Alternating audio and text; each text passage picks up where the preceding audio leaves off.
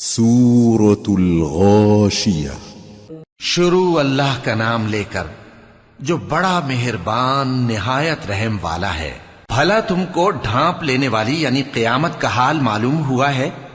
اس روز بہت سے چہرے یعنی لوگ ذلیل ہوں گے، سخت محنت کرنے والے تھکے ماندے دہکتی آگ میں داخل ہوں گے۔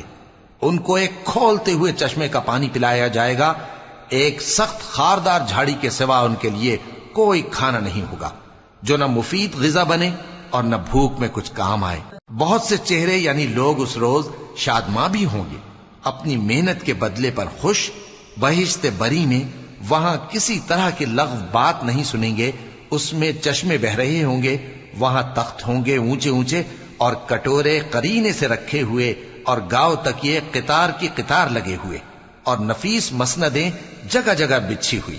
تو کیا یہ لوگ اونٹوں کی طرف نہیں دیکھتے کہ کیسے عجیب پیدا کیے گئے ہیں، اور آسمان کی طرف کہ کیسا بلند کیا گیا ہے، اور پہاڑوں کی طرف کہ کس طرح کھڑے کیے گئے ہیں، اور زمین کی طرف کہ کس طرح بچھائی گئی؟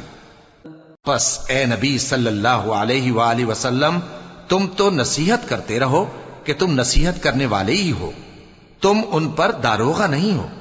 ہاں، جس نے منہ پھیرا اور نہ مانا تو اللہ اس کو بہت بڑا عذاب دے گا۔ بے شک ان کو ہمارے ہی پاس لوٹ کر آنا ہے، پھر ہمارے ہی ذمے ان سے حساب لینا ہے۔